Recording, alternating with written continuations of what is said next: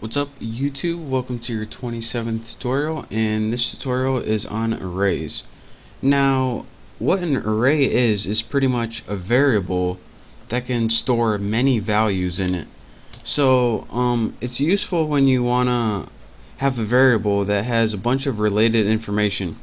And the thing about an array is that it can only store values of the same data type. So if you want to store a string and an integer in the same array, you can't do that. So the easiest way to explain what an array is just to build it and show you guys how it works and what it does. So I'm going to do just that. The syntax for creating an array is simply, first thing you have to type in is what type of array you want to create. And I want to create an integer array to hold integers, so go ahead and press int. The next thing you do is name your array, and I'm going to name mine Bucky so it doesn't get confused. The next thing you do is put square brackets, and this is right between the P and the backslash on your keyboard. And this is just so the square brackets tell Java that you're going to be working with an array. If you did this, then it would just be a regular variable. But when you put the square brackets in, Java knows, alright, you're about to make an array. The next thing you do is set it equal to new, since it's a new array, int again, or whatever type of data you're going to store, and square brackets. The only thing different is, inside the second square brackets, you need to put a number in there. And this number indicates how many values or how many variables you're going to store in your single array. So I'm going to store 10 variables or 10 values, and if you don't know exactly what's going on, I'll show you right now.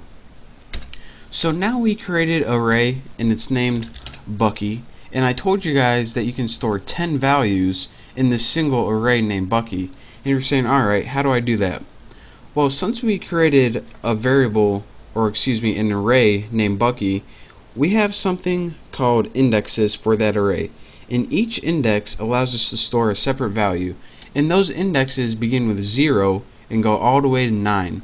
And again, your computer's kind of weird because even though you made 10 elements, it doesn't start 1 and then go to 10. It actually starts 0 to 9 because your computer loves to start counting at 0 for some reason. So our 0th element in Bucky, which is our first element, we can set it equal to any value. Let's set it equal to 87 so you don't get confused.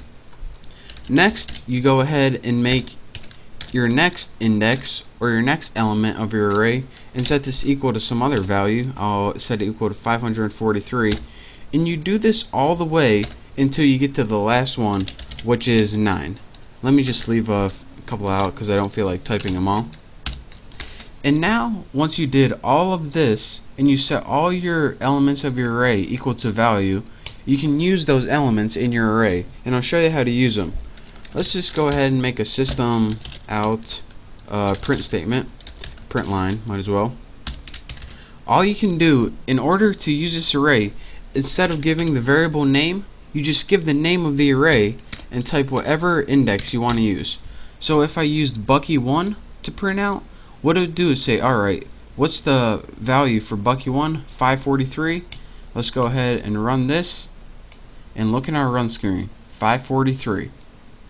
So that's how you can use an array. And again, an array is pretty much a single variable that can hold multiple values depending on what you typed.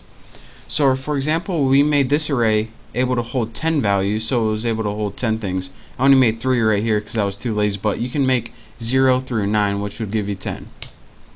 And again, how you use it, just write the name of your array and then write this little subscript that's called an index inside, and that's how you reference it, just like you reference a regular variable. Now if you're saying, alright, an array wouldn't be really useful if we needed to type every single variable over and over again. Well, an array comes in handy. Let me get rid of this stuff right here. One of the neat things about an array is you don't have to type 10 variables when making your array.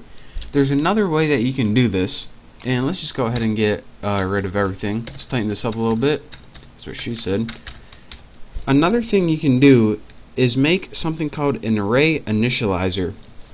And what this does is it initializes all your arrays without having to type the array name, subscript value, array 1 subscript value, array 2 subscript blah, blah, blah. It gets hard to even say. So here's how you make an array initializer. Go ahead and type what type of array you want, Bucky, and again don't forget to square bracket so it knows we're working with array. But instead of typing new int 10, what you can do is just simply add those little curly bracket things and go ahead and begin typing numbers in here. 2, 4, 5, 7, 9. And what this does is instead of having to tell your array how many values you want to store in it, it automatically counts how many values you put in and assigns a subscript to each one of those. So instead of putting Bucky 0 equals 2, Bucky 1 equals 4, Bucky 2 equals 5, Bucky 3 equals 7, Bucky 4 equals 9, it automatically does that for you in this entire statement. So now whenever we use Bucky and say we wanted to use 2, again it would be Bucky 0, Bucky 1, Bucky 2. So Bucky 2 would be equal to 5. So let's see if we got it right. Run it, and as you can see, it outputs the number 5. So again, this is a different way that you can create an array using an array initializer. I don't even know what the first thing is called. I guess it's just called initializing or creating an array or something. But this is how most people do it, and create an array initializer, and then you don't have to go through the process of typing Bucky 0 equals yada yada yada. You don't have to do that a million times. All you have to do is type it in a nice little list, and it automatically does all the work for you. And again, whenever you want to use one of your values or variables in your array, just write the name of the array and the number. And again, the number is called the subscript or index. I usually call it the index or just number. So that is your quick tutorial on arrays and how to create an array, and also how to make an array initializer. So I hope you enjoyed it.